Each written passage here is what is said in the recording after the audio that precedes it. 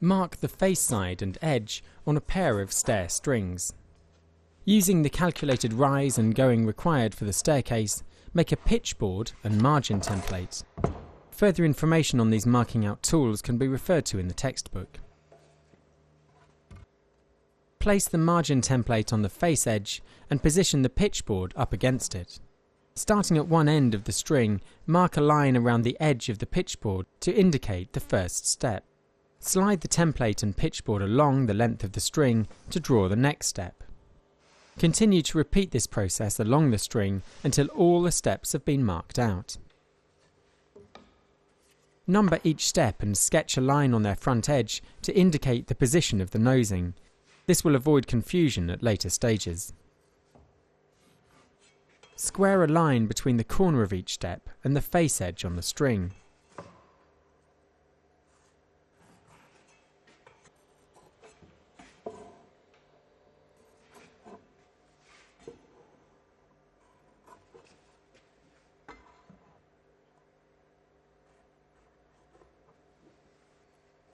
Place the two strings together as a pair and transfer the marks on the face edge onto the opposite string.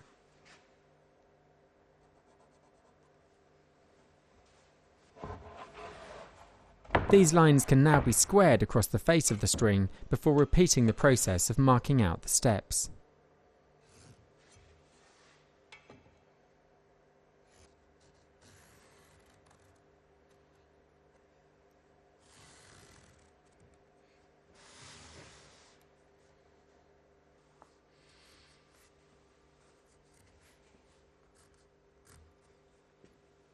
Place both strings together to ensure that they've been marked out as a pair.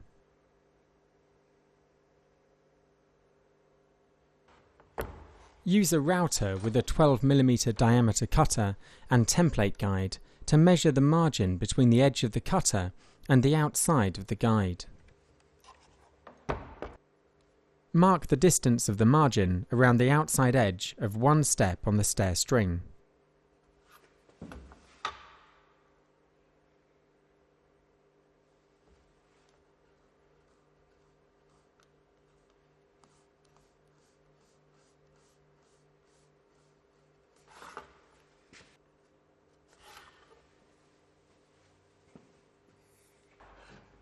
Adjust a staircase jig to the position of the margin line, following the manufacturer's instructions.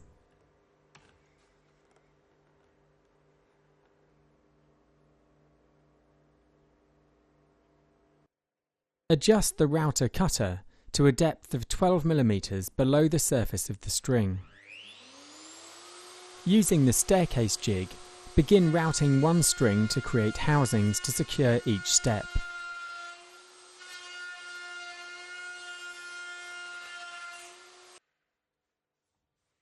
Once the string has been completed, the router jig will have to be adjusted for use on the opposite string to create a pair.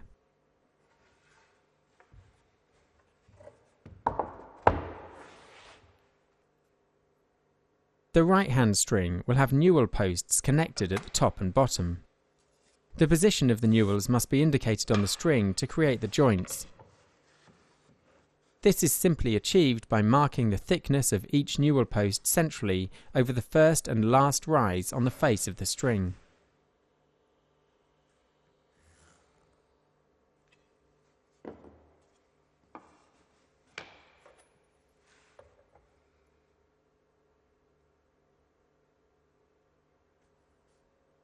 The joints used to connect the newel posts to the string are barefaced mortise and tenons. These joints are usually formed with a router and a batten secured to the string as a guide.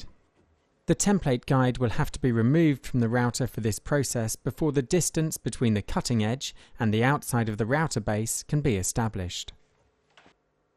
This dimension will determine the distance the batten will have to be positioned away from the edge of the marking out on the string.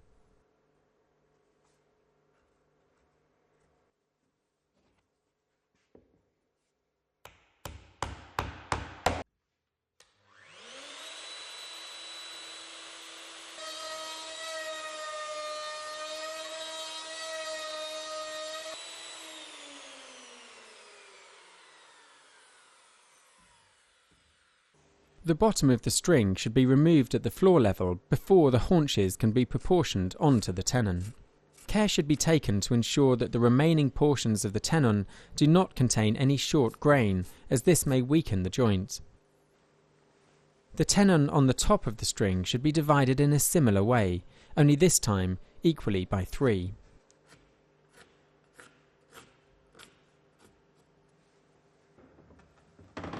Place the string in a vise and remove the unwanted waste material indicated on the joints to create the haunches.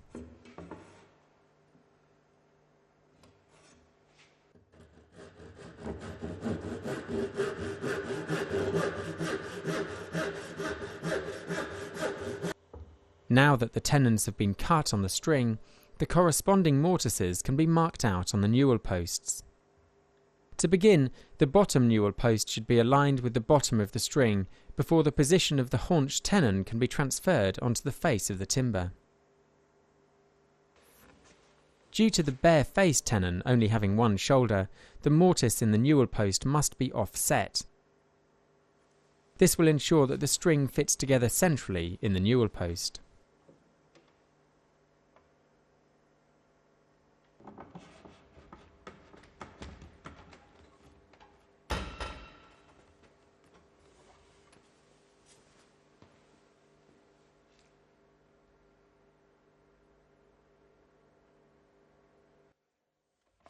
The top newel post is marked out using the same method, only this time the bottom of the newel post will hang down below the bottom of the string. Mark the position of the margin along the length of the string containing the newel posts.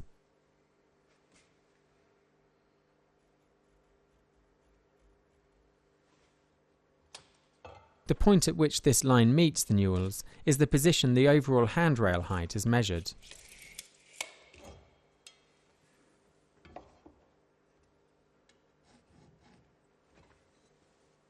Both the top and bottom newel posts will need to have a portion of the steps jointed into them to offer support to the stairs. These positions are transferred around the newel posts from the top of the housings in the strings, with the front of the risers positioned centrally in the newel posts.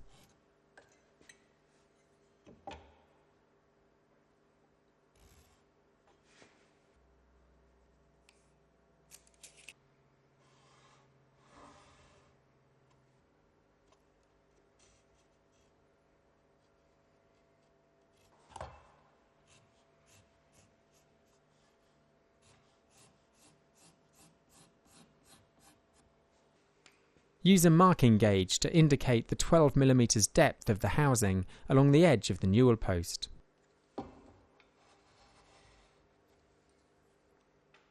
Because the full width of the step is not housed into the newel post, a portion of the step will have to be marked out and removed to allow it to fit into the newel post.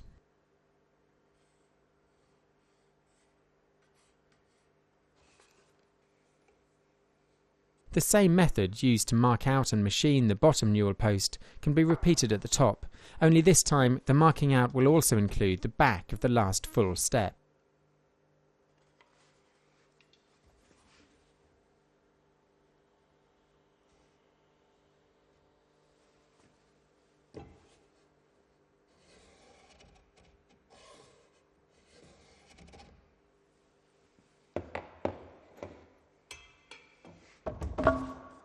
The newel posts are secured to the strings with wooden dowels inserted through the joints. The boreholes required for the dowel should be positioned centrally in the tenons. This is normally achieved by marking the shape of the tenons onto the side of the newel posts before marking the positions of the holes. The boreholes should be located approximately 25 mm away from the front edge of the newel. Remove the newel posts from the string. Use a 12 mm drill bit to bore several holes through the positions marked on the top and bottom newel posts.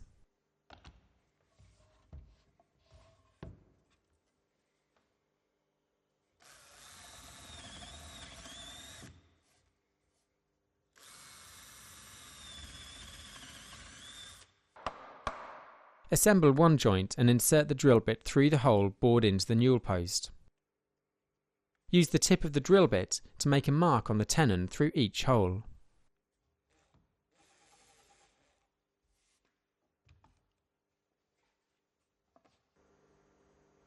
Slide the joint apart and remark the positions indicated on the tenon a few millimetres towards the shoulder. Bore 12mm holes through the positions indicated on the tenons.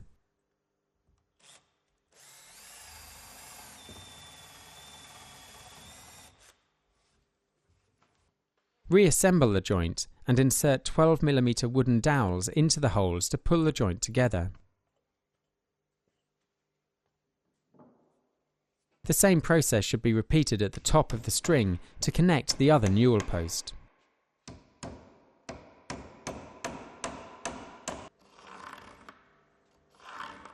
Before assembling the staircase, position a section of the trimmer joist against the back of the riser and top nosing to mark the cutout required on the wall string.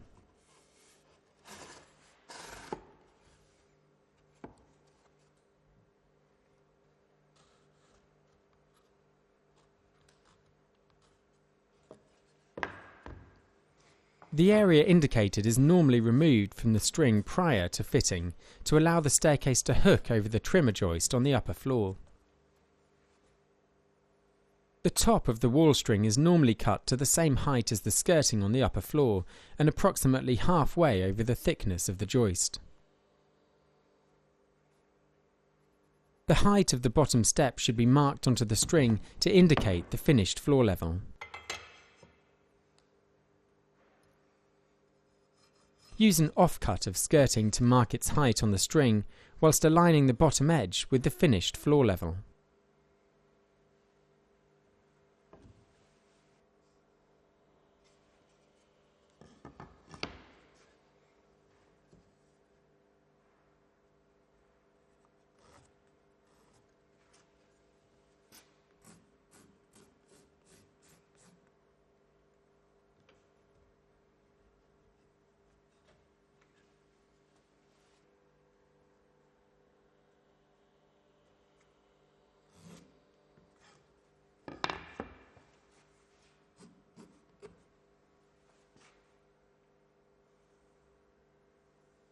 Once all the treads and risers have been glued together and the wedges cut, the staircase can be assembled.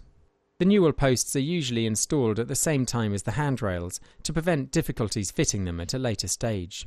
The string capping is simply cut to the same length between the top and bottom shoulders on the string and secured to the top of the string with adhesive and countersunk wood screws. The back of each riser is usually screwed to the adjoining tread, and glue blocks inserted under each step prevent squeaking to the assembly once dry. The top of the wall string can be seen here, demonstrating the method used to notch the completed staircase over the landing.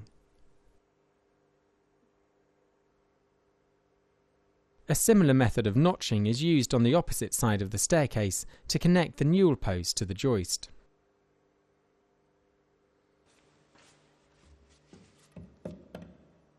The balusters are cut to length and located in the grooves contained in the string capping and the underside of the handrail. They're equally spaced between the top and bottom newel posts with packers and held in position with adhesive. The distance between the balusters should not permit a 100mm sphere to pass through.